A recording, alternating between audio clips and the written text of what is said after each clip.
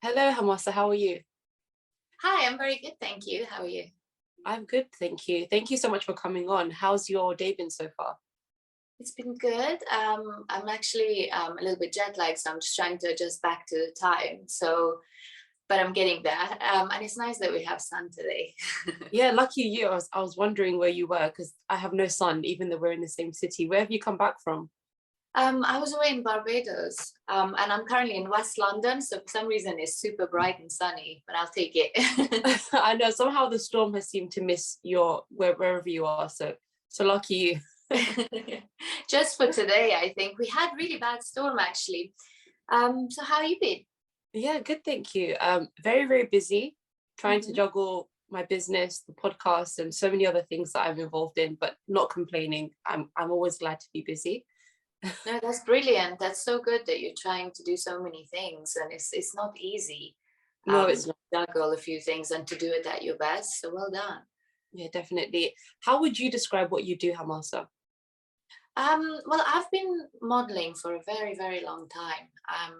It's now actually 21 years that I've been That's really modeling. long in modeling, isn't it? It is Yeah, very long. Yeah, yeah. I've done a full cycle of my career. It's because I started very young. Mhm. And I continued doing it throughout my college and uni. So it's always been a part of my life. And I'm still shooting here and there. But honestly speaking, I don't enjoy it as much as I think anything that you do for 20 years, you get over it a little bit. So now I'm trying to do more social media and obviously everything that I've learned throughout my career, being from the background that I am, I face a different kind of obstacle and discrimination. And now I feel that it's time for me to share that journey with people and to kind of all the things that I've learned. I would like to help and mentor and encourage other girls to also pursue unconventional career paths. That's awesome. And when you started in the modeling space, it was totally different to how it is now. It's a lot more diversity and a lot more inclusivity. What were Yeah, some of the no, obstacles that you had to face in the modeling industry?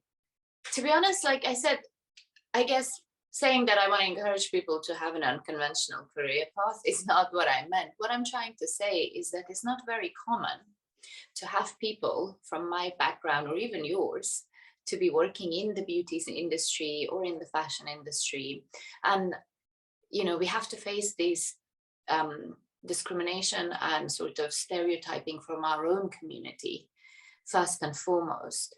And then once we do manage to get a foot in the door, we then are faced with a whole bunch of other discrimination and racial injustice. So it's a lot hard. We have so many hurdles that we have to get through. And for me, when I see other people wanting to pursue that, but don't know how to juggle these difficulties, is what I like to come in and advise and guide them, because I didn't have anyone helping me and I had to kind of navigate the industry by myself. It was a matter of trial and error. I remember when I first started modeling, bear in mind, it was way before the Kardashian era. So girls in the mainstream media didn't look like me, my hair, my face, my eyes. So I would go to castings. And firstly, I would always be casted as like the token brown ethnic person. I would never be the main model. They would always be Caucasian model who would be like the main girl, and then they'd have like other ethnicities to make it look a little bit more politically correct. And I would always be casted in the role of the ethnics. And I was made sure that I knew that. And I would go to castings and things, and they would always say to me, "Oh, where are you from?" And I'd say Afghanistan. Up until 9/11, 90% of the people I met didn't have a clue what or where Afghanistan was. So I had to explain that to them and like justify my name or where I'm from. And then after 9/11, the first thing I'd hear is like, "Do you know Bin Laden?" Oh my goodness. And then since then, and until the Kardashians kind of blew up on the scene and the whole darker featured girl became the mainstream, is when the work for me started changing. I got booked as the main model. I got, I was I didn't need to be a prop to someone else in the background. I didn't need to be the token colored person on set anymore. And my look became a thing, and people were like, oh, you look like Kim, you look like Kylie, you look like Kendall, and they were trying to put me under these categories, but I was getting the bookings. It was the only way that the mainstream media was introduced to a look that was as exotic as I'd get called as me, because I'd go to castings, people look at me, they'd be like, oh my God, she's so exotic. Ugh, no, we can't place. It's because they couldn't place me somewhere. How do you feel about that word, the word exotic? I mean, now I know it's a compliment. All the rappers think about it, but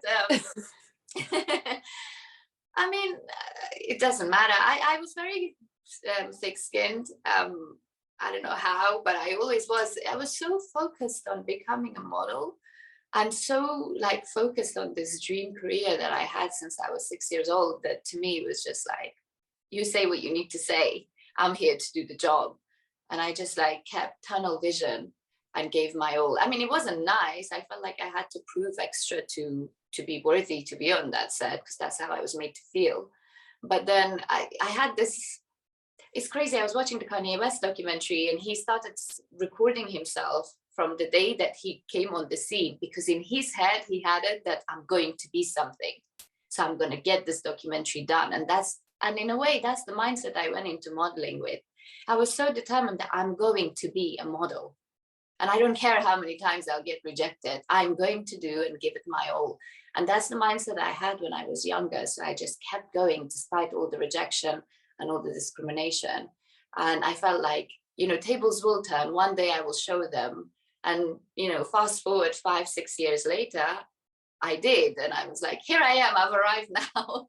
So yeah, I was just very hot-headed, I guess. And I think being a little bit young and a little bit naive and stupid is what helped me be so like determined, because you feel a little bit invincible in your younger years when you're like 17, 18, you just think it's all about me. So I had this like, no, I'm going to do this.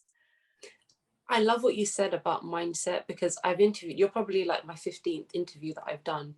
And everyone who I've interviewed is people who I admire, I like their journey, I respect what they've done with their careers.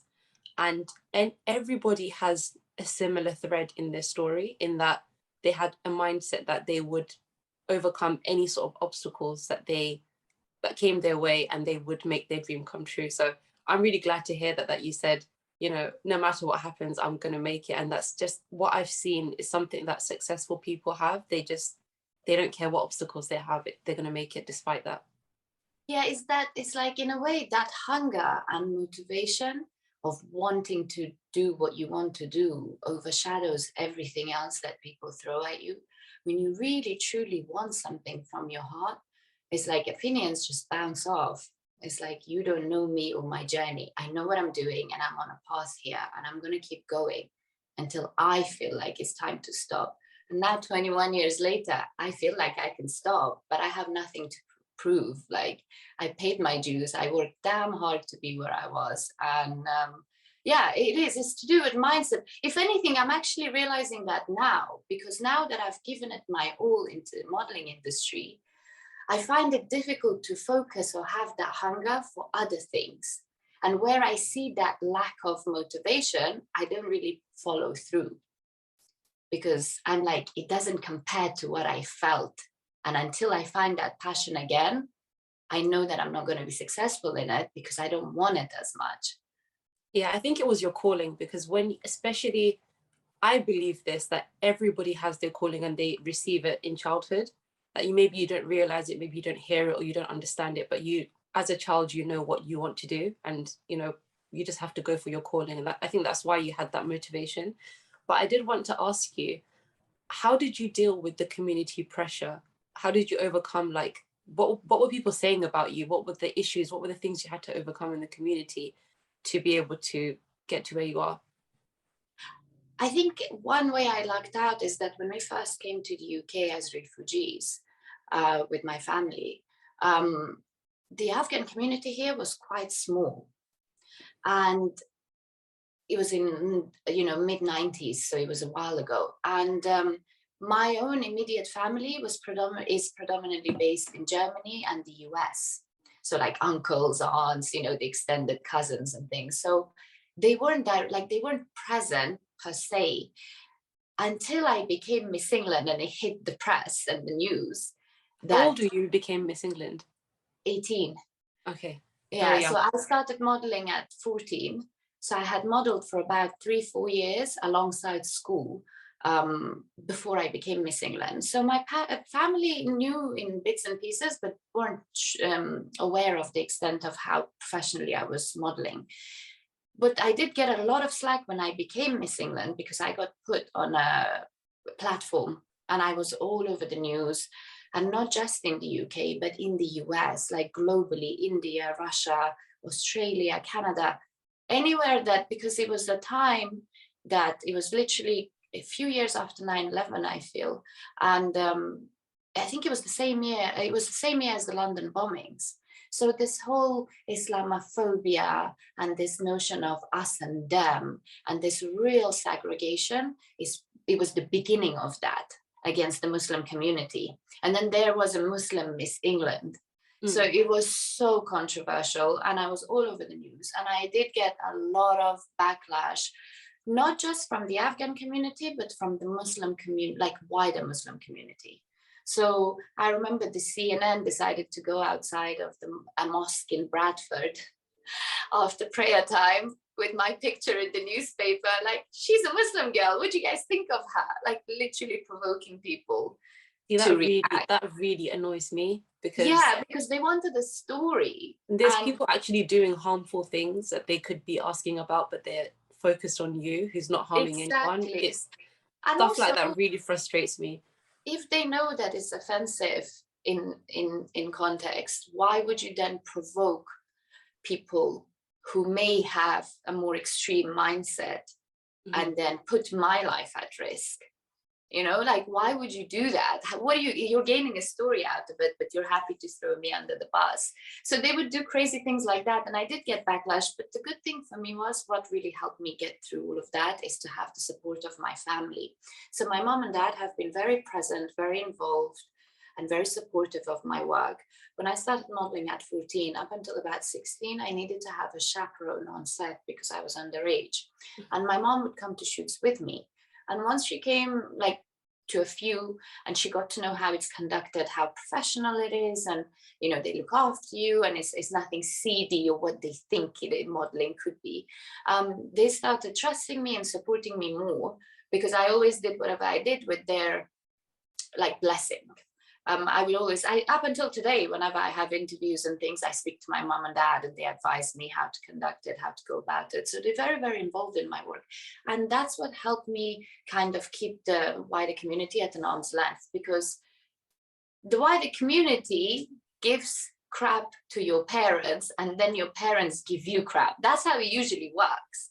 The wider community doesn't necessarily, like, an odd aunt won't come up to you and say, why are you doing this? But they will say snidey comments to your parents. That's how our cultures work. So the fact that my parents had my back, whenever anyone said anything to them, it's like, yeah, we know what she's doing. We're aware of it. And it's fine. We're there with her.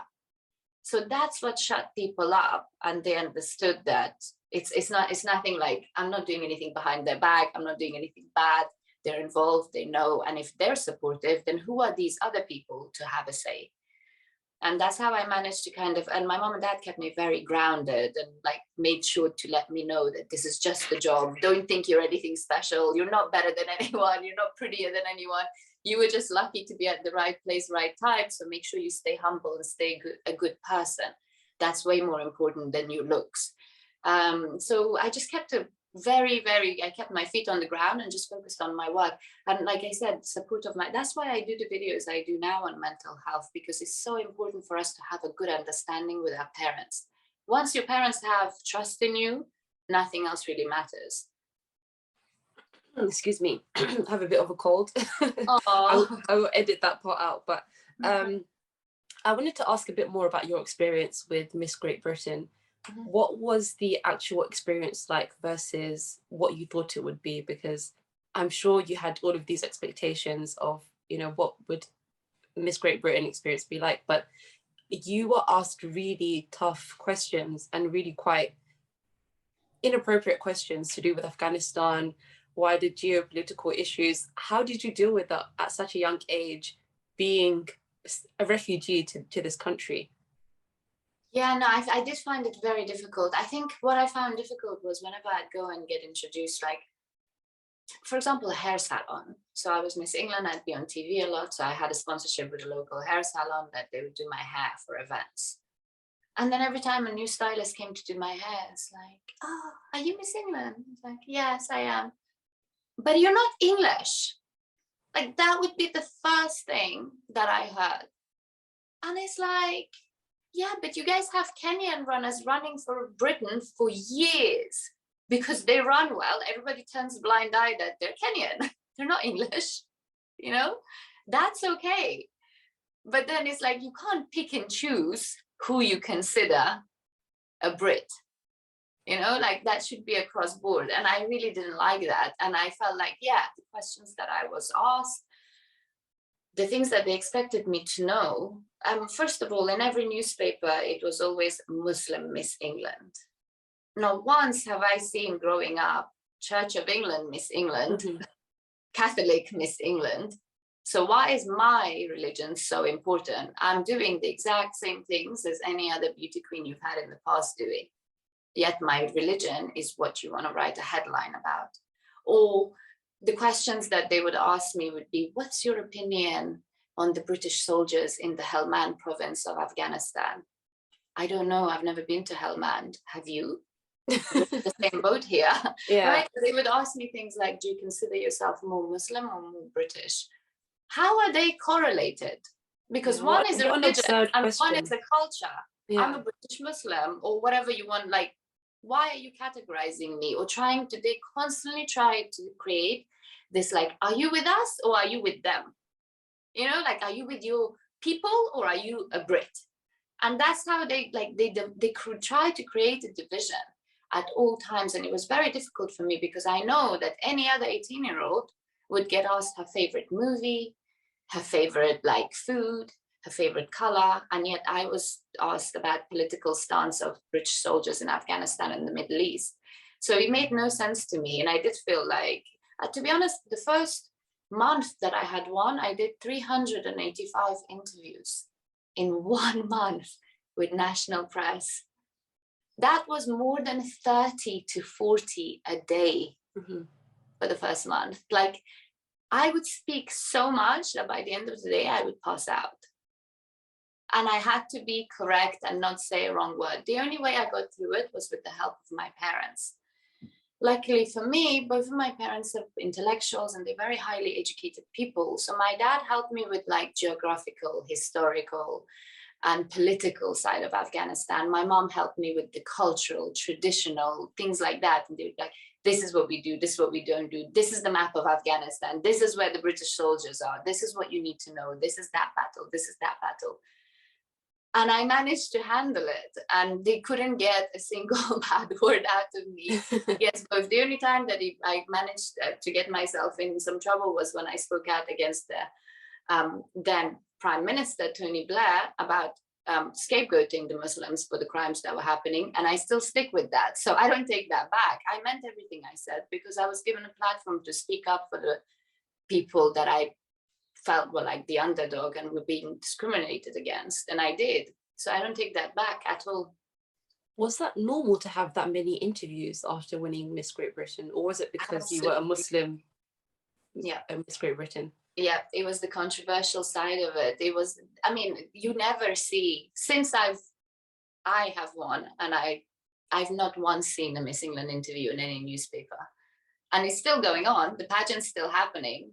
And up until me, I had never seen a Miss England interview on any news channel. Yet I was on the news bulletin at every hour on the hour for the first 3 days.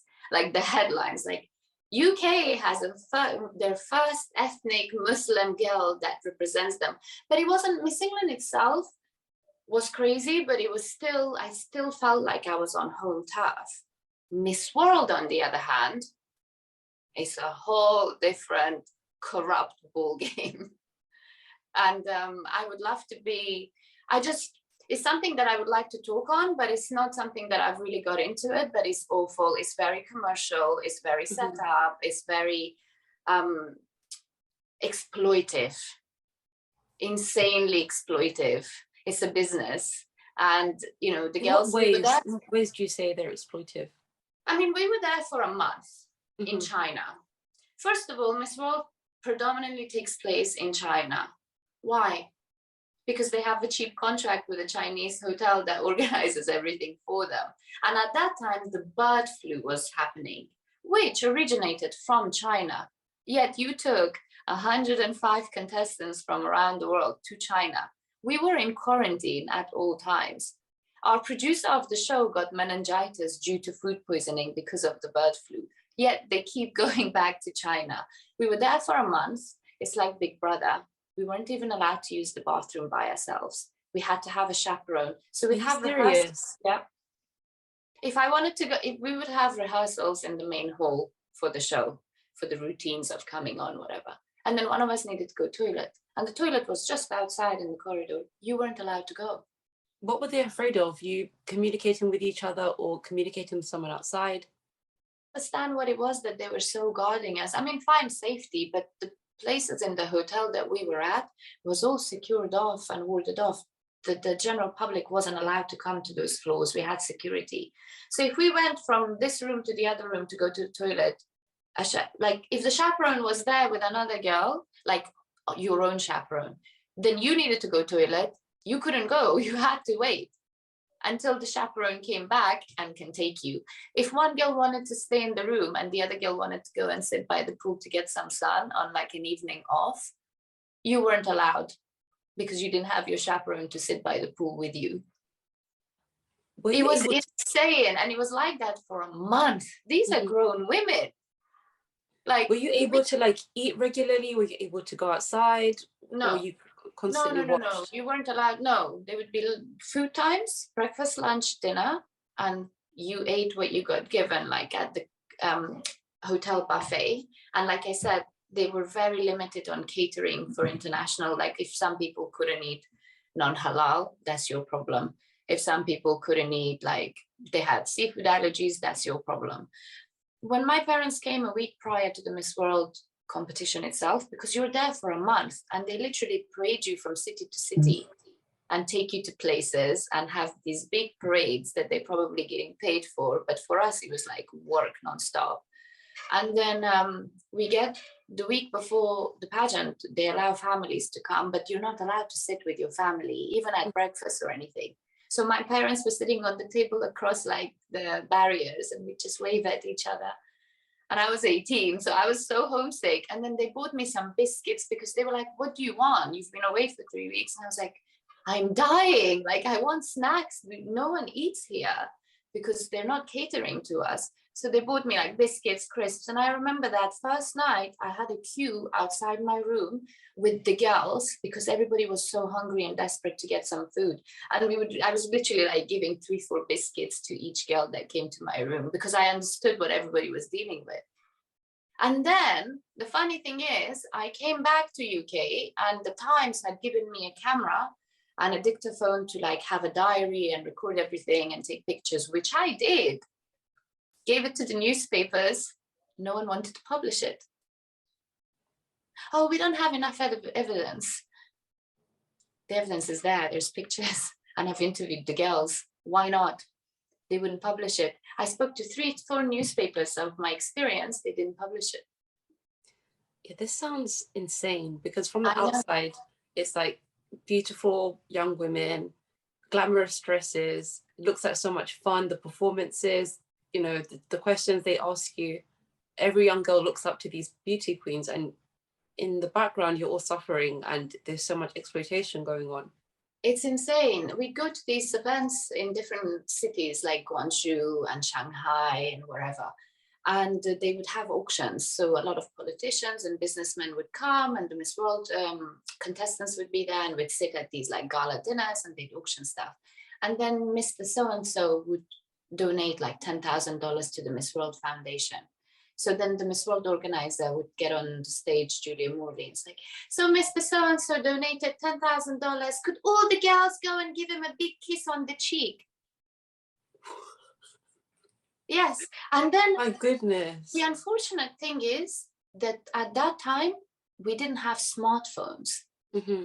we were on little Nokias. It was 2005 that I don't have. I would have recorded everything because my mind was blown. Okay, so and then because we're getting watched, like I said, it's like Big Brother. So whoever that you would see some contestants who were desperate to win would be like jumping over chairs trying to get to Mr. So-and-so to give him a kiss on the cheek. And then there would be contestants like me who'd be like, I'm not kissing this man on the cheek. Like, who is he? I don't care that he's donated to Miss World Foundation. First of all, like, where is the money going? It doesn't go to you, does it? It doesn't help you in any way. Why are you like putting me in this position? And we'd stand back like this. And that's where they watch and they see who's the most cooperative, who's the girl that could be used as a puppet for the next year. And that's the person they pick as a winner. The most neutral, the most malleable, the softest of the contestants, because then they can do all this stuff throughout the year and you're contracted to them and you can't get away with it. Whoever's difficult or puts up a fight or isn't willing to cooperate and work, of course, isn't going to win. Because why would they want to deal with someone like that for the next year? And that's the things that we picked up. So like a week before the actual pageant, everybody had an inkling who the winner was. Because every time we take pictures, they put her in the middle and then put all of us around her like props. And it's like, why? And then she won. So yeah, that's something that I would love to talk about in more detail at a later date, because I tried to expose it before and the newspapers wouldn't really have it. So now that I have a platform and news gets round and it's about what you say, I just need to dig deep and find those pictures and things so I can back what I say. Because I used to watch America's Next Top Model. I used to love America's Next Top Model. And now looking back, I used to watch it as a kid and hearing the stories of some of the models and what they went through on the show. It's like, it's chalk and cheese, what really happens and what you see on camera. So yeah, I think definitely share your story. Would love to hear what happened behind the scenes, since people are not really willing to talk about these things. It's insane. It just blew my mind that no one would want to publish it. It just shows that it's such a big business and lucrative that people don't want to rock that boat. Some of these experiences that you went through in the modeling industry, so, you know, some of these exploitative experiences, is this what pushed you to get into the mental health space? Yeah, absolutely. The modeling industry just on its own, even without like having to face discrimination or me being an Afghan, it's a very cruel environment and it's very, very critical. But someone like me who knew what it meant, I knew that it was critical. I didn't mind that. Like, I took the critique and it didn't really faze me or change my perception of myself. But a lot of these young girls, because like I started at 14 and majority of my peers would be 15, 16, you know, we were all very young. So if you're constantly, every time you go to a casting, it's literally for them to judge you on the way you look. That's what a casting is. You walk in, they look at you up and down, they look through your portfolio. You sometimes try clothes on or reenact a scene in a commercial. Sometimes they just look at you up and down and you leave. And when they do look at you, you try something on, let's say it's too big for you, too small. Her nose is too big from this angle. What do you guys think? And they're pointing, and you're standing there in the dress, and there's 3-4 people looking at your nose, like, and it's like, oh, she's a little short, she's a little small, she's a little big. You know, it's like criticism straight. The things that you, as a 15-year-old, you never want to hear, they're saying it to your face. So overall, and it's part of the job. It's just something that you have to be like, okay, cool, I'm not suitable for them, but I'll be suitable for the next client. It's okay. You're constantly in a very, very extreme critical environment at all times. Hence why so many get eating disorders and things, because they're so conscious of their weight and it's pointed out to them.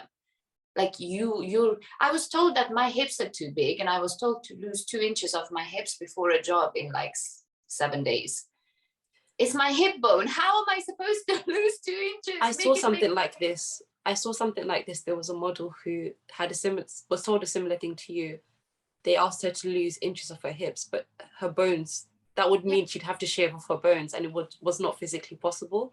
So they're like asking you to do the impossible to get this job. In 7 days. Like, you know, it's like you're booked for this, but I've given them like a 36-inch hip and you're a 38. So you better get to 36 before you get to the job. And it's like things like that. And I am like tiny, and they would tell me to lose. And now they tell me I'm too small because the trend has changed. So this is this is another thing that I want to tell. So yeah, if you're constantly in that environment, then of course it's going to eat at you. And because of the rise of social media and so many cosmetic procedures and body type trends that are happening now, and someone who's done a full circle of their career in the beauty industry, is what I want to share with people. Do not follow trends, because they are just that. They're trends, they come and go. So if you're going to go and alter yourself to fit in, what's going to happen in 3-4 years time when this body shape is no longer in fashion? And yet you've gone under the knife and it's irreversible. So that's what people need to be conscious of. It. Do whatever you want to do, but do it for yourself so that you feel good, or it is something you felt not confident about. But don't do it because you want to look like the girls on Instagram. Because the girls on Instagram don't look like the girls on Instagram. Do you remember like 12 to 15 years ago, it was all about size 0? It was a huge thing. It was a huge deal, like everywhere to be 00. All of the celebrities were really, really small. And now it's completely shifted. Now it's about having more of a hourglass figure, having a BBL. So you can't really keep up with the trends. You're going to have to get surgery every 10 years to fit into these trends. What I mean, exactly. And then what will happen when the BBL look isn't in anymore? What are you going to do? Because you're obviously someone who's very affected by trends. So then the next trend comes and you're going to be like miserable. So only do something that feels good and true to you, but not for what people think. That's my advice for people. And that's exactly how I fell into mental health. But I also fell into mental health because I dealt with anxiety for 2 years before I knew that it was anxiety. And I could not wrap my head around it. And I went through a very tough time. And I couldn't get myself out of my funk, because I didn't know what was wrong with me. So I didn't. Was it worrying or overthinking? How did your anxiety manifest? So there was a number of reasons why I fell into this anxiety. When I graduated university, obviously my parents wanted me to go and get a proper job because modeling was never a proper job to them. So they're like, you had enough messing around and doing what you want to do and traveling. It's time for you to settle into a job. And at that time in my head, I was like, this is the first time in my life that I can actually do modeling full time. Because up until this point, I had to do it alongside uni, college. I was restricted. So I was like, see that I do go into full-time modeling, or I get a job and kiss my career goodbye. So I spoke to my parents, sat them down. I was like, look, guys, my job has a very short shelf life, and I'm only going to look like this for a couple of years. So I just want to get it out of my system and give it my all, do my best. And then I promise I'm going to get a job. This was 10 years ago. And here I am to today, never went into it. But they let me do it full time. And I was overworking because as a model, you're self-employed. So then my career started taking off. Like I said, I became the trend. My look, because I looked like the Kardashians, I was getting booked up. So much so that it came to a time that I was working like 21 days straight. I would have a day off. I would work 17 days straight. I would have a day off. And it was like that. And it was a lot of traveling. So I would be in Manchester 2 days, fly straight to Sweden, from Sweden to Munich, from Munich back to London, to Dublin, to Manchester, and do it all over again. Like on a Monday, I was contracted to Pretty Little Thing. On a Wednesday, I was contracted to Nelly.com in Sweden. On a Thursday, I was contracted to Zalando. So it was like flights, go in the morning, come back in the evening. And I did that for 3 years, nonstop. And I burnt out. So the anxiety came from exhaustion, not being really happy, not having no rest. I was dealing with some emotional stuff. I lost my granddad on the night of my birthday. So like a number of things happened back to back that I just wasn't taking time for myself. And I just kind of crashed. I crashed, and then my eyes reacted, and I started getting like crazy eczema and just like an allergic reaction around my eyes. I didn't know what it was. I couldn't wear makeup. So I literally had to call my agency and say, cancel every single contract I have because I cannot shoot for the next 3 months. And that was that. And I just put the phone down. I was like, I'm done. I became so unhappy. I went to every clinic you can imagine to figure out what was wrong with my eyes, because for someone who made money out of their like looks for like 17 years at that time, like 15 years, suddenly can't wear makeup and my whole career is taken away from me. I didn't know where to start. I was devastated. And I was trying to figure out what was wrong. I went to like Moorfields Eye Hospital. I went to every single like Harley Street clinic, GPs, NHS, private, abroad. They couldn't figure out what was wrong with my eyes until one doctor said it's psychological. Mm-hmm. Your body, you have had enough of this. Because, and it's like the minute you think of a shoot, your body's reacting because it's physically trying to stop you to get into a studio. And I was like, she's crazy. What's she talking about? Like, give me a cream to fix this. And it was true because I took some time off. I went away for my birthday and I was wearing makeup every day. I was fine. My eyes weren't reacting. I'd wear makeup, I'd wash it off gently, no reaction. I came back in January. I called my agency. I think my eyes are okay now. Please book me a shoot. They booked me a shoot 2 days before a shoot. I wake up with my eyes size of golf balls, like hanging. Oh my goodness. Because my body just did not want to go into a studio. Like my mind, everything has had enough. And that's when I realized, wow, I am so unhappy. I am burning out. I need some time away. I took some time away and I just spiraled down into this like anxiety. And it was just like, I just wasn't happy. Constantly felt on edge, constantly this butterfly feeling in my chest and stomach. Just like I would be and so I took time out. I went traveling. I went to all the nice places, Philippines, Maldives. I would sit on the most beautiful beach in Maldives with my friends. Everybody's having time of their lives. And I'm just crying. And tears are just falling down my face. And I don't know why. And then I self-punish because I'm like, I'm so ungrateful. Look at my life. I have everything going on and I'm so unhappy. Why am I so miserable? It's me, it's my fault, which made me go more and more deeper into my anxiety. Again, the problem was I didn't know what was wrong. I didn't know what anxiety was at that time. Mental health wasn't a thing. It took a couple public suicides for people to start taking mental health serious and making it destigmatized and people talk about it. After about 2 years, I realized that I had anxiety and I got myself out of it. I still suffer from anxiety, but I'm managing it now.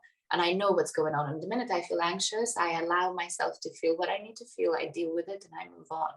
But that's because I taught myself how to do that. And the minute I got myself out, I was like, I never want someone else to go through what I went through, because I thought I was going to die.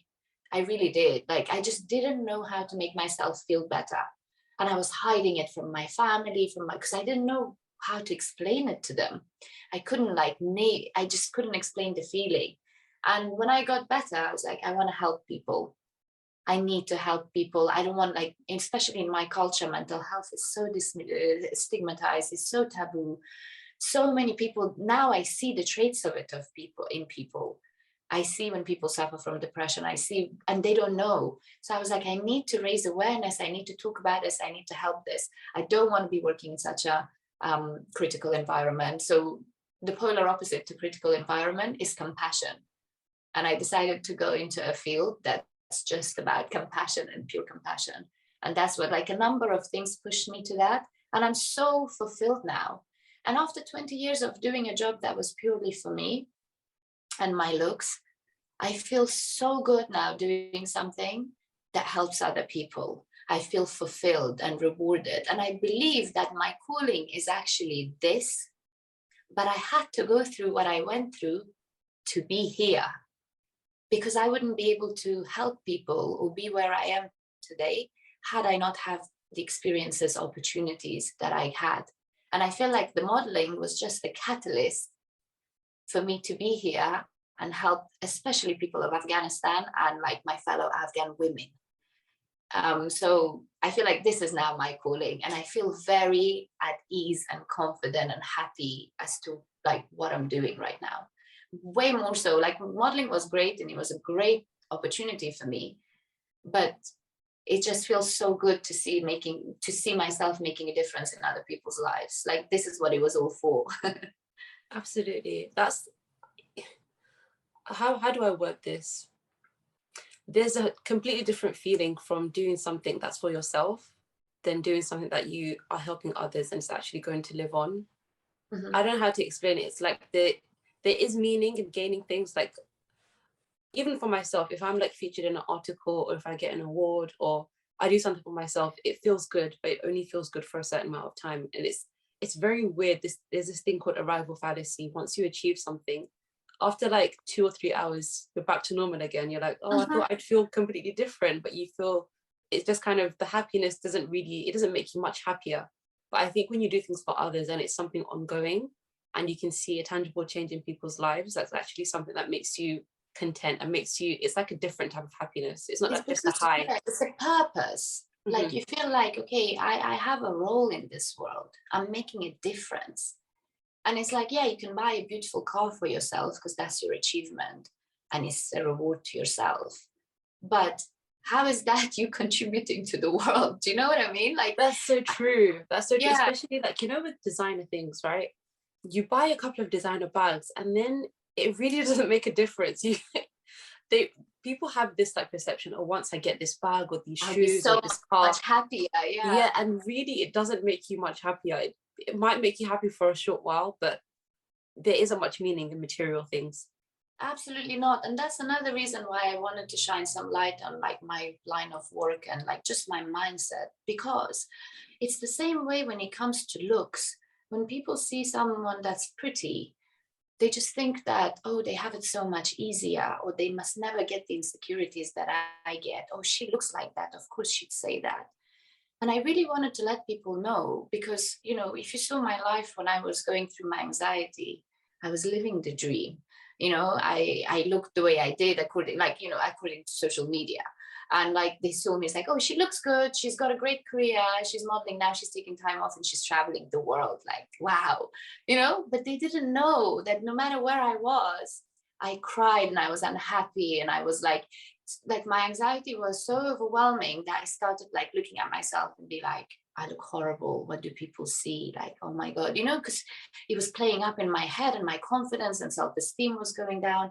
And people didn't know that. From the outside, they looked perfect, they looked happy, they looked content. But that's the thing, it doesn't matter what you look like, what you have. Things like mental health, insecurity, self-esteem, we all deal with it. Like all of this is just on the surface and superficial. What matters is being a good person inside, being content inside, like being fulfilled. That's what matters. And that's what people remember. Like me doing a good deed for someone will stay with someone for years, but them seeing my pretty face, 10 minutes later, they'll see another pretty face. Do you know what I mean? But Mm-hmm. that good deed will stay with them. So, and I realized that because it's like people always, I had a girl message me a picture of a dress that she bought because she saw it on a website on me. She's like, I feel so down about myself. I got this dress because you looked so nice in it. And now that I'm wearing it, I look nothing like that.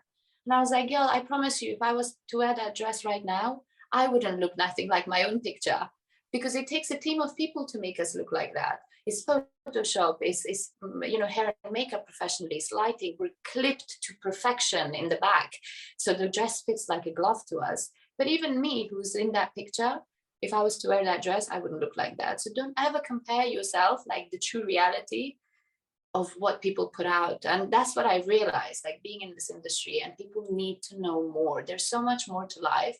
Like be good, do good, and that's what will keep you happy, not like your next designer bag or your next plastic surgery procedure. I hope people really hear that message from you. But at the same time, I can understand somebody listening and thinking, well, she's good looking. What, she doesn't know what it's like. She can't, how can she tell us that it's not, looks are not important? She already has the looks, you know what I mean? So No, it's kind of hard. Like when people who look from the outside and look at someone who's really attractive, they're like, okay, you must not suffer from anything. But I guess we need to listen more to what you're saying.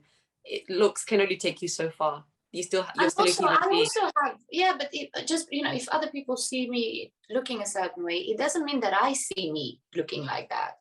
I have my insecurities just as any other woman. I worry about gray hairs, wrinkles, cellulite. Like I want to gain weight, and I forever struggled with gaining weight. And like whenever I go on a shoot, people are like, oh my God, you're so skinny. And I hate that because to me, that's an insult. But people like skinny shaming is very normal. You know, like people always point out someone being skinny because they think it's a compliment, but not to the person, and things like that. And I just wanted people to know that, yeah, precisely. You might think that if I, for example, look on social media and look at the pretty girls and I'm like, oh, she looks like that. But she has her own insecurities. She has her own She's journey. probably looking at somebody else thinking she's exactly the pretty girl that I should look up like to. there's a saying that my mom says, and I think it's so great, and it's like horses for courses.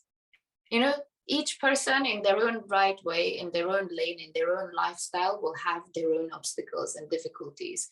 One person's might be struggle with money, but a rich person may not have the struggle with money, but they might have a struggle with their family setup. They might have like no close relationships, and that's where they're poor. You know, that's what they lack. And you know, the financially poor person may have a great relationship with their family, and that's where their wealth is. So just because someone's doing better than you think they're doing better than you, doesn't mean that they don't have their own struggles at their own level or at their own lifestyle, like whatever's going on in their life. So everybody goes through something, and the minute you wrap your head around that no matter who you are, what you do, you're still like, we're all human, and we're all going to go through the human emotions and human obstacles. Some people's might be financial, some people's might be something else, but everybody's dealing with something. And that's what like my latest video was about, imposter syndrome. And it's just thinking that everybody else knows more than I do. And you know, the minute you wrap your head around that every single person is really winging it, it's all about trial and error, it just becomes a lot more acceptable and normal to struggle. Absolutely. I think also it's realizing that we're much more alike than we are not. So people look at people who are successful, who've achieved something, and think, oh, they must have something special. They must have something extra that helped them to get to where they are. Really, they're just a human like you who just decided, I'm going to make it and I'm going to persevere despite any obstacles. And that's a message that I really want to push with this podcast, because I find that a lot of people give up before they even start on any sort of goal that they have, any sort of dream. They'll just say, okay, I don't deserve it, I'm not good enough, there's something lacking in me. And really, you're just the same as the other person. You're made of the same, we're all human beings made of the same stuff, if you know what I mean. So there's nothing really different inside of another person that makes them can be successful, they can achieve their goals. We're all on the same, we're all the same, we're all human beings. So if they can do it, why can't you? Exactly. And it's like the only difference between you and them is that they did it despite the lack of confidence they had. They just took that risk, and you're not taking that risk. That's the only thing that's stopping you from doing that. And that's what I want to, like, I tell people, like when some of the younger models message me, and it's like, if I could do it, you can too. That's why I have faith in you. Like I did it. I'm a living, breathing example that went against the grain and went against something completely unconventional in my community. And I put my head to it and I was successful. And anyone else that has the same sort of mindset and any goal that they put their mind to, you can do it. Just keep at it, stay focused, and you know, stay true. I feel like when you stay true to your heart, whatever it is, it's more about finding your passion. And it's like, then it's very hard to be deterred from that or to be put off by it, because you know, you're very passionate about it. But again, if you're doing it for other people or the wrong type of motivations, oh, I want to be successful so I can buy bags and shoes and show off, like you're not going to be successful like that, you know. And that's not really success to me. That comes Like from a place of lack, though. If you feel like you need to show off to other people, that already tells you that you don't feel good enough, because exactly. You don't need bags and shoes to feel like you're above somebody else. Or validation from other people to make you feel good. So my advice is to find your passion first and foremost, like truly what makes you happy, and then go after that. And the second thing is that when you're really focused and determined on what you want to do for the right reasons, like criticism and stuff doesn't really affect you as much.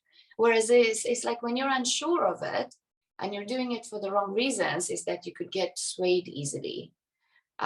So yeah, you just have to be very authentic and believe in what you're pursuing, and then hard work and just consistency, what really gets you out there.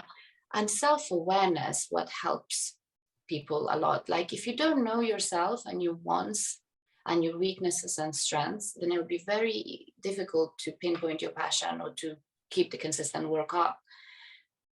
Get to know yourself first and foremost, and then you can move forward, like exploring your options, because like I see a lot of things on self-love and it's all fluffed up. That's my next question to you. I was going to ask you, how do we cultivate self-love? Like self-love is a bit of a, it falls under the umbrella of self-love, but self-love itself is a little bit fluff, and with all the memes and everything that's thing, people seem to take it the wrong way. All self-love is exactly what I said, is self-awareness. Self-love is self-acceptance. It's not necessarily like, I love myself because I'm fabulous. No, I don't care if you love me because I know I'm fabulous. No, self-love is, I know I have these weaknesses. I struggle with my temper, or I struggle with like my anger. I struggle with my impatience, whatever. But I accept that. I know these are my flaws and these are my strengths. I'm a very good public speaker. I'm a very good communicator. I'm very good at these things. But I accept both sides of myself. I know my weaknesses. I'm aware of them. I'm going to work on them. I know my strengths. I know my boundaries. I know my self-worth. I know that after this point, I'm not going to allow you to disrespect me, and I'm going to remove myself from it. Those things are self-love. When you know yourself well, you can make decisions because you know that despite what the outcome of that decision is, you have enough trust in yourself that you will be okay, even if that decision fails. You'll pick yourself back up and you'll go at it again. So that's why it's important for us to have self-love, because under the umbrella of self-love, like I said, self-acceptance, self-worth, self-respect, boundaries, self-awareness, all of these things come under self-love. And when you have those things, you are a complete, fulfilled person. You know your weaknesses, you know your strengths. No one can come to you and criticize you on your lack of writing skills. Because if they criticize you, it's like, oh, I'm aware that this is where I go wrong. But I can also bring to the table. And it doesn't take you by surprise when you hear the criticism. It doesn't faze you. Nothing they say about you, you don't already know. Mm-hmm. And that's what gives you your power. That's why self-love is so important, and self-love empowers people. But I feel like when you see it on social media and stuff, people don't understand what it really stands for. And it's just people is like, oh, I'm going to wear this dress and I may not look that good in it, but because I love it, I'm going to wear it because I love myself. Yeah, that's nice. It's good to be confident, but that's not necessarily self-love. Self-love is to have a deep understanding of all your internal, isn't it? Exactly. Yeah. And accepting all of it and working with it and owning who you are. That's what so it's important to have that. Once you have that, nothing else will faze you. Thank you so much for that message. Hamasa, what's next for you, and what else are you working on in the mental health space? So at the moment, I'm doing videos on my YouTube channel. So please check that out. It's Hamasa. But also what I'd like to do, I'm coming up to my 100th video on YouTube. And I think for that, to celebrate, I would love to do like a workshop or some sort of a seminar online on Zoom, and get my followers and other girls who just want to discuss mental health or cultural difficulties to come, and I would like to meet them and speak to them. I want to create a community. So it's a safe space for women and anyone really to come and speak and feel like they have this sort of support system and sisterhood that they can rely on. And I would just love to expand that and make it more of a destigmatized topic amongst, cultures such as mine. So would love to like get more interactive and start doing more one-on-ones and Zoom, like group Zoom sessions, and getting people involved. That's amazing. Where can people find you or sign up to that if they're interested? So to be honest, this is the first time I'm actually announcing it on your podcast. It's something that I've considered because I realized that, I'm coming on my like 90-second videos. I have a couple of weeks to put something together. So as soon as all of that's out, it's going to be on my social media. I'm going to post it on my Instagram, and I'll put on an event, and I would love to see you guys there. That's amazing. I'd love to be part of that. And where can people find you? Like on what's your YouTube name? What's your Instagram? So everything is just under my name. My Instagram's Hamasa, HAMMASA, and so is my YouTube. And yeah, so those are the two channels that I mainly use. And I post my weekly videos on my YouTube every Sunday. So if you have any topic suggestions or anything you'd like me to cover, please do let me know. And I'd love to make videos for you guys. Awesome. Thank you so much for coming on. I love Thank you all of the so much. stories that you shared and all the knowledge. Thank you so much. I really appreciate you having me, and I look forward to listening to it.